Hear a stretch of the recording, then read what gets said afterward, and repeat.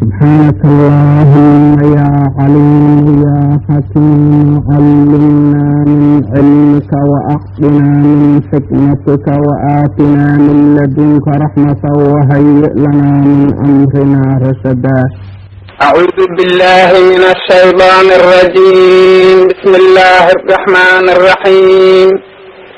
الحمد لله رب العالمين الرحمن الرحيم مالك يوم الدين. إياك نعبد وإياك نستعين. اهدنا الصراط المستقيم صراط الذين أنعمت عليهم غير المغضوب عليهم ولا الضالين. casharkana maanta wuxuu ka bilaabanhayaa suuratu lfaatixa bilowgeeda. suuratu lfaatixa makiya weeyaan, aayadaheeduna 7 aayadood weeyaan, erayadeeduna 25 erey weeyaan. haddaba suuradan waxyaalo waaweyn ee caqiidada islaamka saldhig u ah ayay ka hadlaysaa. waana arki doontaa kolkaanu macnayno haddii eebba yidhaahdo. bismi illaahi araxmaan araxiim. alxamdu mahad lilaahi ilaahay buu usugnaatay, rabbilcaalamiina caalamiinta rabbigooda ah. mahad oo idil ilaahay ayaa iska leh, allaha oo ah caalamiinta oo idil kii abuuray, kii rabbi u ah maamulahaya. ilaahay subxaanahu watacaala waa ismahadinayaa, waana na barayaa in aanu sidaas oo asagu isu mahadiyey ku mahadino. alxamdu lilah, mahad allah iska leh, rabbilcaalamiina caalamiinta rabbigooda ah.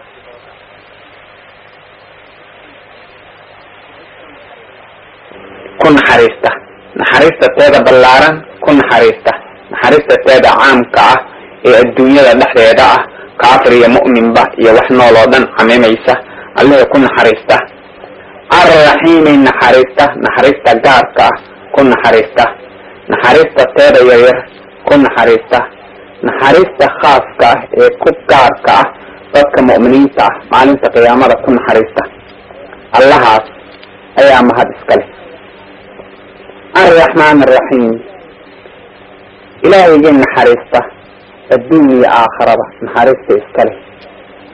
naxariista adduun iyo midda aakhirada iska leh oo ku naxariista, midda gaar iyo midda guud ku naxariista, midda waaweyn iyo midda yaryar intaba ku naxariista. oo waxa weeyaan arraxmaanida iyo arraxiimida. arraxmaanida ayaa guri weyn ee ballaaran, sida xurufteeda kolkaa fiiriso ay uga xuruf badan tahay ayay macnahana uga ballaaran tahay. oo markaa arraxmaanida waxay keenaysaa naxariis guud oo dadka oo dhan iyo waxa nool oo dhan gaaraysa. naxariistaasuna waxa weeyaan naxariista ilaahay adduunyada taalla. naxariista adduunyada waxay gaaraysaa waxa adduunyada ku nool oo dhan way gaaraysaa. low naxariistiisa ay ahayna wax noolaan lahaa ma ay jirin. arraxiimina waxaa lagu fasiraa naxariista gaar ahaaneed ee ilaahay uu ku gooni yeelayo naxariistiisa aakharo dadka mu'miniinta ah ee ehlu jannaha noqon haya. maaliki yawmi ddiin, abaalmarinta maalinteeda maaligeeda ah, ama maliki yawmi ddiin, abaalmarinta maalinteeda maligeeda ee boqorkeeda ah. ilaahay subxaanahu watacaala maalin walba asagaa iska leh, adduun iyo aakhiraba asagaa iska leh. adduun iyo aakhiraba asagaa melig ee boqor ah. marka maalintaa waxaa loo khasisahayaa inta kaleeto ee maalinta aan ahayn ee adduunyada ada sheegad baa jira, caariyaa jirta oo waxyaalo caari ahaan loo sheeganhayo lahaasho ah ayaa jirta, ama boqortooyo la sheeganhayo ayaa jirta. ama maalinta aakharo wax sheeganhaya, wax milkin ama boqortooyo sheeganhaya ma ay jireen. asagaa sheegadkii oo dhan asagaa loo sallimahaya ee looga tanaasulahaya, xaqiiqadeedii arrinta u noqonayaan, wixii caariye ahay oo dhan way zuulahayaan. dhabtii keliyaa soo haraysa ee ah ilaahay inuu lahaashada leeyahay, keligana boqor yahay. iyaaka adigaan allow nacbudu ku caabudaynaa, keliga ayaan cibaadada kugu gooni yeelaynaa. wa iyaaka adigaan nastaciinu kaa kaalma dalbaynaa, adigaan ilaahayow kaalmana ku weydiisanaynaa ihdinaa na hanuuni asiraada jidka nagu hanuuni almustaqiima ee toosan ee ah diinta islaamka siraada aladiina kuwii jidkoodii ah ancamta aad nicmaysay calayhim korkooda aad u nicmaysay ilaahu nagu hanuuni jidka toosan waa jidka islaamka kuwii jidkoodii ah aad u nicmaysay nebiyaashii ah rusushii ilaahay uu soo dariya nebiyaashii ah shuhadadii ah sulaxadii ah dadkii wanaagsanaa iyo dadkii shuhadada ahaa iyo nebiyaalkii ambiyadii jidkoodii ah aad u nicmaysay dushooda aad ugu nicmaysay ridahaaga iyo muxuuha risaaladaada iyo naxariistaada aad ugu nicmaysay iyo islaamnimada gayri lmaqduubi calayhim kuwii loo carooday keyrkooda ah kuwaas aad u nicmaysay kuwii loo carooday ma aha kuwa ah yahuudii wala daaliina kuwii lumeen aan ahayn ee ah nasaaradii ayaguna dariiqii ilaahay ka lumeen iyo wixii jidkooda qaado oo idil haddaba suuradan 7 aayadood ah kolkaad fiiriso waxyaalo waaweyn oo saldhig caqiidada kamid ah ayaa laga faa'iideysanaya midda u horeysa waxaad arkaysaa suuradda in lagu bilowday bisinka ilaahay sida suuradaha qur-aanka oo dhan loogu bilaabanhayo suuratul bara mooye inta kaleeto oo suuradaha qur-aanka waa lagu bilaabanhaya ayadana hadii eeba yiraahdo markaan ayada ka hadlaynaa xigmadii bisinka looga tegay suuratul bara ayaanu ka hadli doonaa marka waxay tusinaysaa taas magaca ilaahay wax kasta oo muhiim ah inay habboon tahay in lagu bilowdo sida nabigu yiri calayhi salaatu wasalaam amar kasta ee muhiim ah oo bisinka ilaahay aan lagu bilaabin waa mid oo abtar ah macnaa ku tarib xun weeyaan oo dib go-an oo barakadiisu ay naaqis tahay taa waa mabda weyn ee laga faa'iideysanayo bilaabashada bisinka ilaahay loogu hordhigay ee lagu bilowday tan labaad waxa weeyaan ilaahay subxaanahu wa tacaala inuu yahay mahad oo dhan asagu iska leeyahay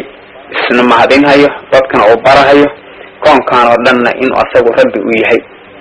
ogaashada taa qofku ogaado waxa weeyaan caqiidadeeda saldhigeedii uu helayo markuu ogaado koonkaan oo dhan ilaahay subxaanahu wa tacaala inuu rabbi u yahay inuu maamulahayo marka inay tahay arrinta in asaga loo celiyo lagana qaato waxa weeyaan saldhigga caqiidada islaamka weeyaan taas waxaa halkaas ka garanaysaa ilaahay inuu yahay kii naxariistay naxariistiisa ay ballaaran tahay caradiisana ay ka horeyso kana badan tahay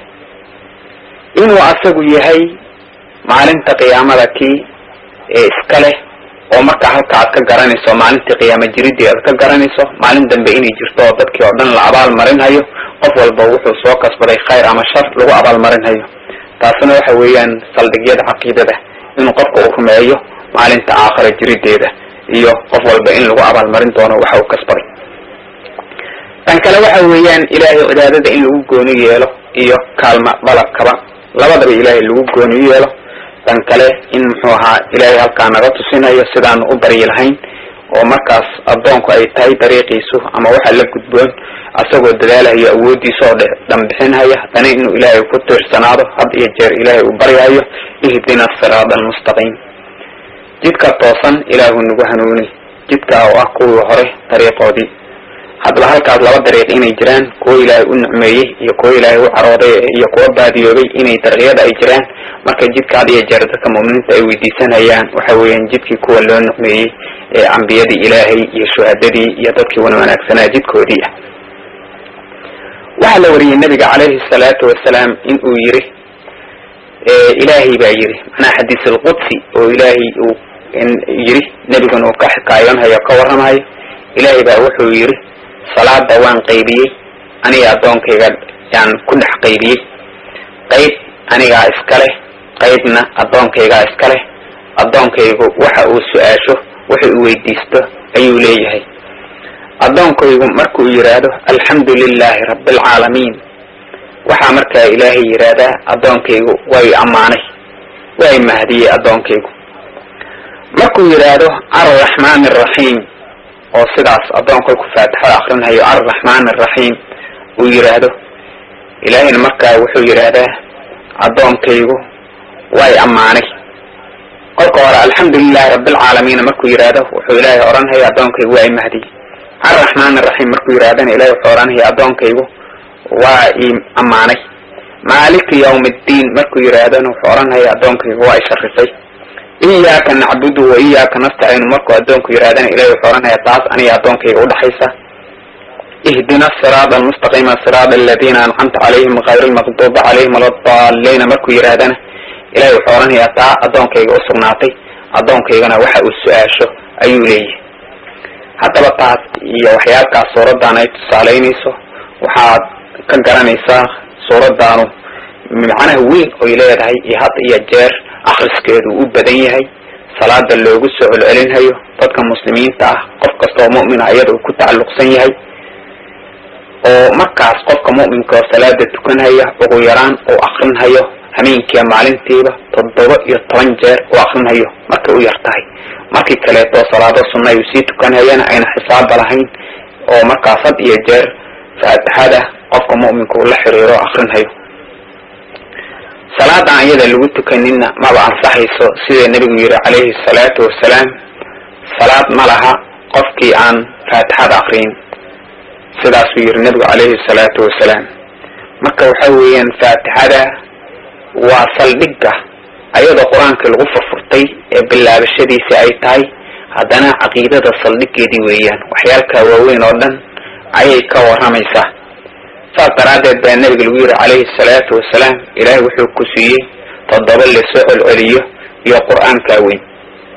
7 la soo celceliyo waxa lagu fasiray faatixada 7deeda aayadood ayaa lagu fasiray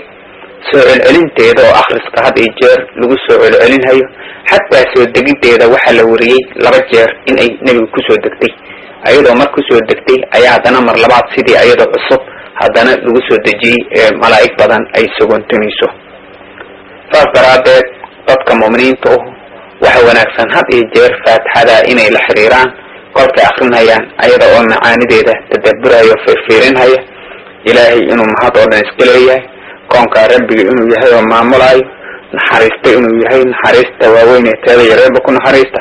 aakhira iyo qalbiga ku hayo milacsanaya cibaadada iyo waxa ay la imaanayaan daacada ilaahay ayagoo ku gooniyeelayo si daacada u la imaanaya ayagoo markaas ilaahay baryada u jeedinaya wanaagsan oo marka ilaahay nagu hanuuninhayo ihdina siratal mustaqim jidka toosan waxa lagu fasiray jidka islaamka inuu yahay oo marka ka magan galay ilaahay in uu baadiyeeyo kuwii hore ee baadiyoobay jidadkoodii kuwaas ka magan galay ilaahay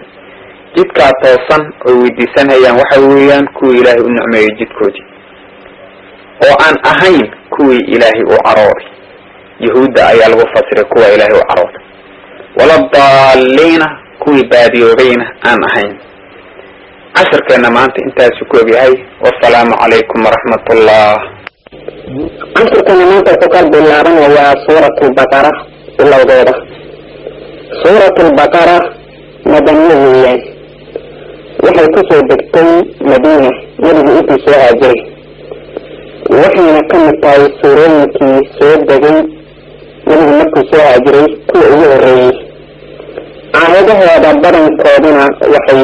usoo degeen si istarajoog ah hase yeeshee waxaa laga helayaa aayado ka mid ah qur-aanka soo degidiisa kuwa ugu dambeeyey aayadahaas oo ah aayadaha ribada ka hadlaya waxay kamid yihiin aayadaha ribada ka hadlahaya qur-aanka soo degidiisa kuwa ugu dambeeyey suuradan sida ay u hadlayso waxa ay ka kooban tahay 2 qodob oo waaweyn ayuu hadalkeedu u badan yahay 2 qodob oo kala ah yahuuda iyo hortaagii ay samaynaysay diinta islaamka hor istaagaysay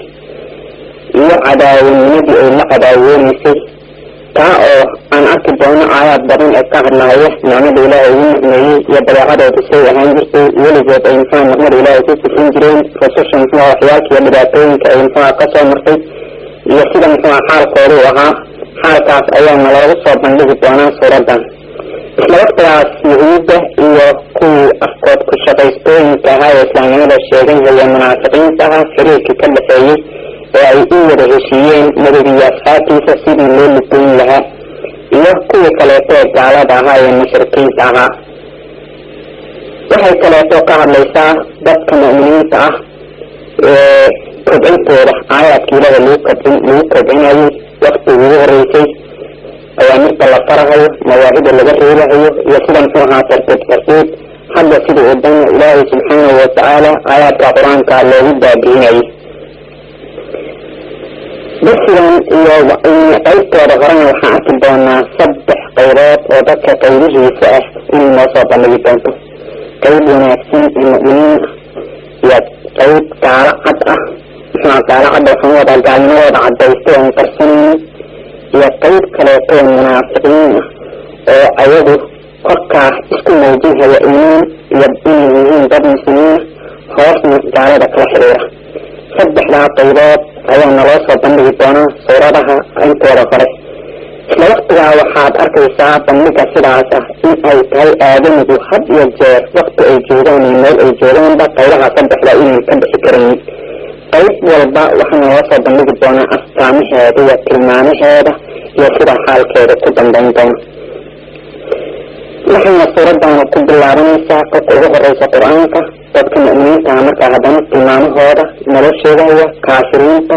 iyo kuwa munaafiqiinta ah oo aayaadku aada ugu dheeran doonaan. markaas dabadeed baa yahuudi iyo axwaalkeeda iyo xiriirkeeda iyo dhibaatooyinkeeda laga warrami doona ilaa muddo ayaa la wadi doona. markaas dabadeedna waxaa laga hadli doonaa dadka mu'miniinta ah iyo axwaalkooda iyo sida aayaadkii awaamirtii lagu kobcinayo. bismillaahi raxmaani raxiim. alif laam miim. alif iyo laam iyo miim waxay kamid yihiin xurufta suuradaha qaadkooda lagu bilowdo oo macaanidoodana aan la oran karin boqolkiiba boqol waa sidaas aan la dhihi karin. sidaas daraaddeed ayay culamadu la jeedadeeda isku khilaafaan. culamadii horena ogaalkeeda ilaahay lagu bandhigi jireen way ka aaminsan jireen. sababta keentay taasna waxay tahay hadal sidaas ah oo alif iyo laam iyo miim intaa ka kooban ama suuradaha kaleba sida muxuu ahaa miim qaaf yaasiin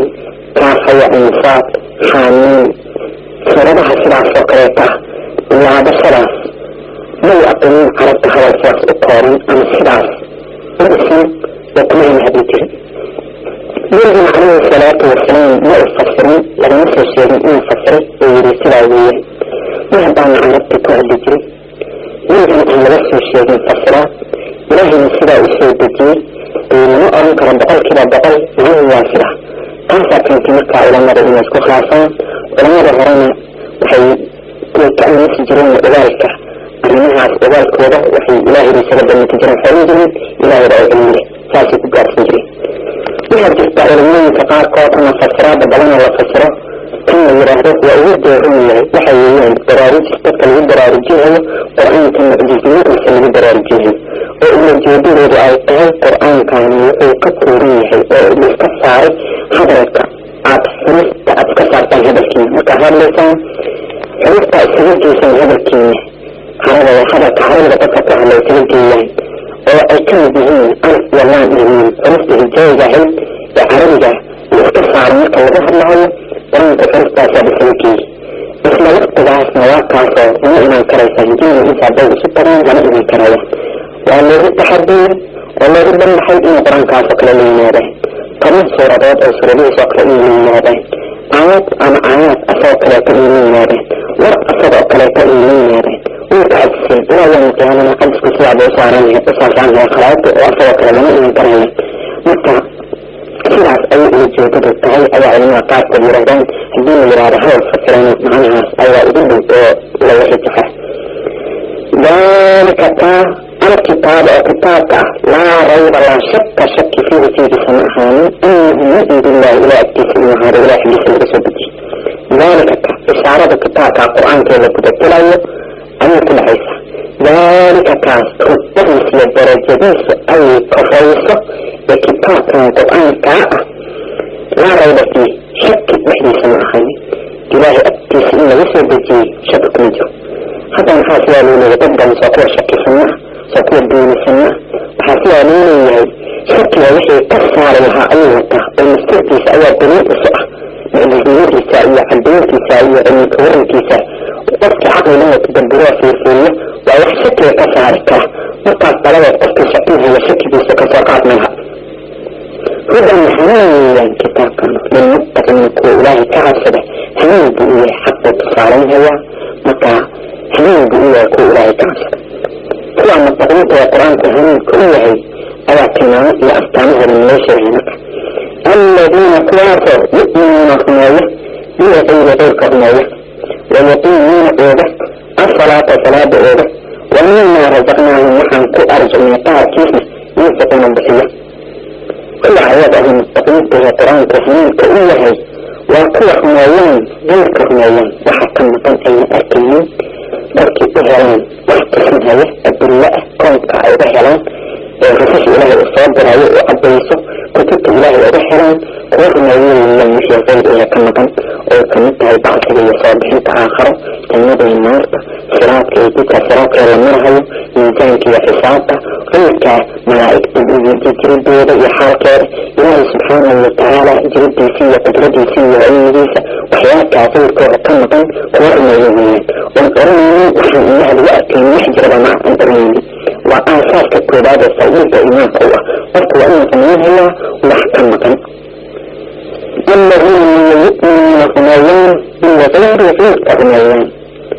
وكمان صديقه كل إلهي حسنه كمان طورا ولا يقيمون أوران الصلاة صلاة أوران صلاة من الأوران يتكرين وقت غير عوض عليهم أهدات ينفع وحي صلاة وإبعان من كيرك كيرك يشروط كيرك يقصوا عوض عليهم صلاة كل أوران منه كبيرة تتستاك انت كاملة لكن ما تنرى كمعنى بأحكامها وكسر نهيان وقوة قلية طورها كريتك إليه من ضد كسر نهيان ومما رزقناهم ينفقون وينفقون قوة بحيوين مما من بعد ما قاكيسة رزقناهم أن تعرفني وحي أن رزق ربك من رزق السنين قارك وبحيوين وحيوين صدقات أي بحيوين وانتو رباهم أي كثيرين هلا أنا قاكتا برن وفعلها سنين لكبهن هلا وحسيت العوض بحيث أن تكبهن هي صدقات كلايتوس نورا إذا قتل وحلوها من تكون صباهم إن كثيرين اللي باهن هلا كمان صدحاليين أو الكسرناوين محتحين طاية كبهن طاية صدقات بحيث والذين يؤمنون غنيان إنا غنيان إنجيل للدجين إليك أبي المجيس الدجين يا أشرف الرسول فصفة كي أشرف النواو خلقه إلهي كي أكبر طول يرويين عليه الصلاة والسلام كي يسر الدجين القرآن كأه كل غنيان وهي كل غنيان إنجيل للدجين من قبل كأبي هرطة للدجين وبالآخرة آخرين كل غنيان وقال ربنا من غنيان آخرين هو وحيوان أستعمل كسو عنه من إيه كوات من هاي القرآن كرمين كي من يسو بجي كوات من هاي نبي نبي سكرني لا حديث أن يسو بجي أدم هاي وعمل صلى وراحي لكن معه كتبت إلهي يسو بجي أدم كوات من هاي وما أنجر من قبلك أنا وطاري إلا يسو بجي أدم كوات من هاي توراة برمين هاي تنجيل برمين هاي جميل برمين هاي وحالله وحي كتبه إلهي حديثك سو بجي أدم برمين هاي إلا كتبت إلهي وخصوص إلهي ومن وعدد خلاص وحيوان كتبتها وعجل رئيسك الحرام أن نبنى بكرة أي كمان يساق الحرميسيويا مقعف فكي توراة يغني مكي نرئي سبيلين توراة من البدرين أي ترددو كان حبحين أو سلسلات اسكفرين أي كدسين كان نصارى أيضا نصبارو قرق التوراة يمين النساء كان لحدين إلا وحي أهيد إنجيل وحي أهيد كمنت بالتوراة وأهيد أو وحي السعر وأهيد سواء الترابط بعيد وحي يوسف بجي حاجة من حريصة أي حاجة من فائس أكيد تأثيرا أما حاجة أحكام اللي حياتك لو محاملة وغضان التوراة بيطرع سنة يعني حاجة اعترع عام بأهيد مكاسي كان لحدين أيضا من دون أسبوعين أيضا من البدلين مكاسي جري يدين أما سلسلة اسكور حياتك كان لحدين مكاسي كتين توراة كان لحدين يمين مسلمترين من محمد الأجمين لاوين أيضا من عبد وقصة لعين مكاسي القرآن كان سلسلة بإجراء السيد الجندري سيد الجندري أما تتكتها بتحول من كل إلهي كحسنه وقوة منها في صلاة سكورة حرام الكتب الإلهية قرآن كوفنيها وحي غرقيس لسيدتين كوفنيها وأفكارك الإلهية وبالآخرة آخرين هم أيضيوت من قوة منها آخرة جربير قوة منها فإذا يبعث جربير أيضا متعسى أيضا في موسى بلنس أولئك قوة صفات كاشفة أستانسا الكتب مانسا على عبد حنوك كثير من رب حق رب غورة شنطة تمامات الكيرانه وكلا تمامها إذا غيث منها إذا صلاة تقنها إذا فيه لا يتأثر وحكم بحنها إذا القرآن تعالى وحي وكيف يسود كتب لا يغنيها إذا أنت آخر يقين فيه تمامها شنطة تطول لها لا يقول يهمين ويكب التعليم هم قاسحين تحب غير هذه وأولئك قياسا هم أولا المسلمين كل ميراني لمن تعلم أن الإسلام كده إلهي سبحانه وتعالى أستعمها كل لها أي أحكم الميراني عشر كان ما تقاسي كأجهي والسلام عليكم ورحمة الله. عشر كان ما تقاسي بالله منها يا آيات اللحاد سورة البقرة كاملة. إلهي في مصر شهيد سبحانه وتعالى ددك والمناكسن المؤمنين أستعمها أي ددك كلا يبسوا عنه كوا الملاصر شهيد شن أستعمات اليوم شن تاس أو كلاها إن أي وحين أركينين إغيرة مكي دليل وحيستاني وفنينيا صلاة دي إغيرة سكرية صدقة أي بحنيا كتاب القرآن كاه يكتب إلهي كوري كإغنينيا معلومة آخرى يقينا حكمه شنطة المعموت أيام لو وصل شيء قيبتا مؤمنين قيبتا كافرين أيام حدنا هل كان لو شيء هي بلدتنا قيبتا كليتا منافقين أيام لغه الهياء أيضو قديران دونا إن الذين كفروا كفرين سواء وحاءك عليهم كقودة أأنذرتهم إدكتيا أن لم تنذرهم إلى الدقناب لا يؤمنون مرمين أيام إلهي يقول سبحانه وتعالى كوى قالوا هدي آدم دكتيب هدي آدم إدقين إسرين دوية أنا كوى قال لماذا أي علم إلهي وهر نفطي دقيت آدم دكتاه دقيت آدم إدقين با إسرين دوية مرمين أيام ما دام أين أدي عرحين قلب قوضي عقل قوضي مفتح قوضي أين أفرين أين الدوني من حقي هدي آدم دكتيب هدي آدم إدقين يسلم دويين لا يؤمنون مرمين هيان مرمين هيان حداد الدكتور مرمين هيان حداد الدكتور وبن برارجين مرمين هيان برارجين تيو برارجين لعنتو يسلم دويين ما حدا يسلام نقدين وعقل علمته هي عقل علم لعنته وانا دي برارجين تيو وانا لعنته دقيت لعنته أي يسلم النبطي ختم الله لنا وآدي على قلوبهم قلوبهم على سمعهم مقال كودر marka ilaahay wuxuu ka ooday waxyaalkii hanuunka dariiq u ahaan lahaa qulubtoodii ilaahay waa ooday maqalkoodiina ilaahay waa ooday oo markaas waxay maqal hayaanee xaqa ah ku intifaaci maayaan wacalaa absaarihim aragyadooda korkoodana rishaawa aragooda wax uu dabolan yahay oo kale weeyaan saddexda dariiq ee dadku ay wax ku garan lahaayeenna waxaa leeyahay ilaahay waa ka ooday qalbiga maqalka aragga saddexdaas dariiq ee dadku ay wax ku gartaan saddexdiina ilaahay baa ka ooday maadaama ayna ku intifaacaynin ee xaqa ayna ku garanaynin dee wax laga odoo kale weeyaan walahum waxay leeyihiin cadaab bay leeyihiin cadiim kuwa sidaas xaalkoodu uu yahay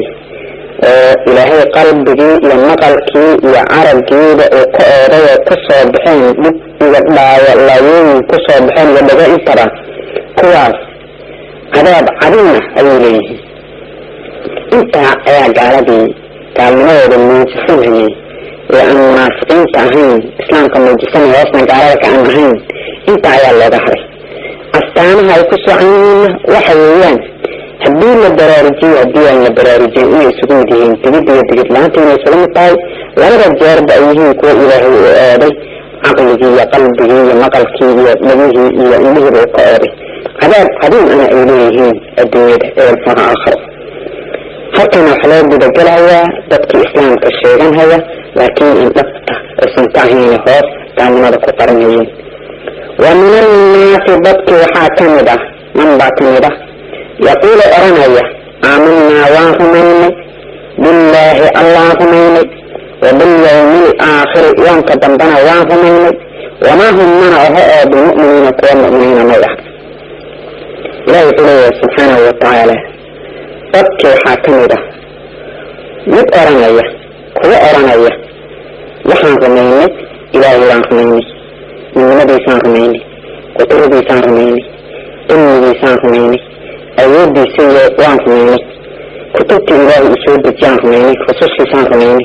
سبعة أرن هيو الله هميني أرن هيا أيادتك كاميرا أرن هيا ما أنت آخر أيان هميني إني لفصاد بحين هيا قفل بيوك وأدين قصة قصة ولحي ساعتنا هيا كان وان هميني والحال ما هم بمؤمنين أقوى مؤمنين أنا أين أحيني ووقع أفضل كلمهم وين أكيه أوكو اسم كلمتهم محمد كسبات وحن باراي يقادر من الله إلهي بخديع هيان للذين كوا عملوا رموين وحي ذكر هيان الله ذكر هيان دينت الله ذكر هيان رسولت الله ذكر هيان كل مؤمنين دينت إلهي رميسون لأنه رميسون أي ذكر هيان وما يخطئون من الذكر هيان إلا أنفسهم نفسهم رموين وما يشعرون مسك الصحيان لا يحوليه كوى السبع أصحاب كوديه رانية لا يراهمين يا مالين آخر أيضا مؤمنين أحين حال كودة بغر بيسكائيه لهيان وعدد عن إيمان لهين تبكي مؤمنين تهانا دم أي كتفتو إني لما ولا دان مركز موجسين هيا وحقين خميسين وحين اعتقاد سنين موجسين هيا مركز سلا وحقية لهيان بأولا وليه بغر الله يذكر هيان dadka muuminiinta dhakra hayaan dhagartaas ay leeyihiin adinku waxbaa dhakraysaan ayaga ay dhibaatadooda u noqonaysaa